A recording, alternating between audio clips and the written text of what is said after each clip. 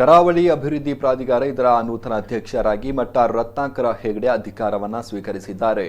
ಮಂಗಳೂರಿನ ಖಾಸಗಿ ಹೋಟೆಲ್ನಲ್ಲಿ ನಡೆದ ಕಾರ್ಯಕ್ರಮದಲ್ಲಿ ಅಧಿಕಾರವನ್ನು ಸ್ವೀಕರಿಸಿದರು. ಇದೇ ಸಂದರ್ಭ ನಡೆದ ಕರಾವಳಿ ಜಿಲ್ಲೆಗಳ ಆರ್ಥಿಕ ಅಭಿವೃದ್ಧಿ ಯೋಜನೆಗಳ ಕುರಿತ ಕಾರ್ಯಾಗಾರವನ್ನು ರಾಜ್ಯ ಯೋಜನಾ ಆಯೋಗದ ಉಪಾಧ್ಯಕ್ಷ ಪುಟ್ಟಸ್ವಾಮಿ ಅವರು ದೀಪ ಬೆಳಗಿಸುವ ಮೂಲಕ ಉದ್ಘಾಟಿಸಿದರು. ಈ ಸಂದರ್ಭ ಮಾತನಾಡಿದ ಕರಾವಳಿ ಅಭಿವೃದ್ಧಿ ಪ್ರಾಧಿಕಾರದ ನೂತನ ಅಧ್ಯಕ್ಷ ಮಟ್ಟಾರ್ ರತ್ನಾಕರ ಹೆಗಡೆ, ರಾಜಕೀಯದಲ್ಲಿ ಹಲವು ವರ್ಷಗಳಿಂದ ಸೇವೆಯನ್ನ ಸಲ್ಲಿಸಿದ್ದೇನೆ, ಆದರೆ ಎಲ್ಲೂ ಅಧಿಕಾರವನ್ನ ಅನುಭವಿಸಿಲ್ಲ.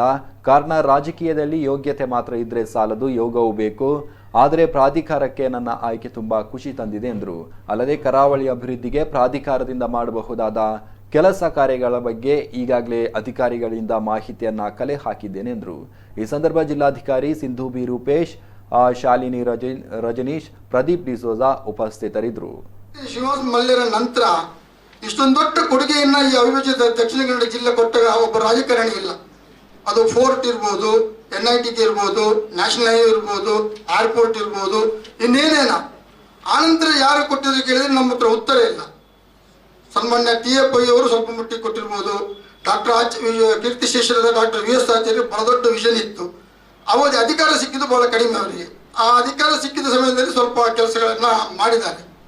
ಅದೇ ರೀತಿ ನಮ್ಮಲ್ಲಿ ನಾವು ಪೊಲಿಟಿಷಿಯನ್ಸ್ಗೆ ಯಾವಾಗಲೂ ಒಂದು ದೊಡ್ಡ ವಿಷನ್ ಇರ್ತದೆ. ಅಧಿಕಾರಿಗಳು ಇಂಪ್ಲಿಮೆಂಟೇಷನ್ ಮಾಡ್ತಾರೆ, ಅವರ ಅವಧಿಯಲ್ಲಿ ಅವರು ಕೆಲಸ ಮಾಡ್ತಾರೆ, ಮತ್ತೊಂದು ಕಡೆಗೆ ಹೋಗ್ತಾರೆ.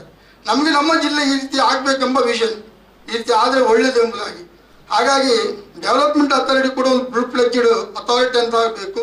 ಕನೆಕ್ಟಿವಿಟಿಯನ್ನ ರೈಲ್ವೆ ಮತ್ತು ಏರ್ ಕನೆಕ್ಟಿವಿಟಿ, ರೈಲ್ವೆ ಕನೆಕ್ಟಿವಿಟಿ ಮತ್ತು ಹೈವೇ ಕನೆಕ್ಟಿವಿಟಿ, ಈ ಮೂರನ್ನೂ ಕನೆಕ್ಟಿವಿಟಿ ಮಾಡಿದಾಗ ಅಲ್ಲಿ ನಮಗೆ ವ್ಯಾಪಾರ ರಫ್ತು ಮಾಡೋದಕ್ಕೆ ಅನುಕೂಲ ಆಗ್ತದೆ. ಮತ್ತು ಅಲ್ಲಿ ಒಂದು 4500 ಎಕರೆಯನ್ನು ಕಾರವಾರದಲ್ಲಿ ಲ್ಯಾಂಡ್ ಬ್ಯಾಂಕ್ ಜಾಗ ಇದೆ, ಅಕ್ವೈರ್ ಮಾಡಿರೋ ಜಾಗ ಇದೆ.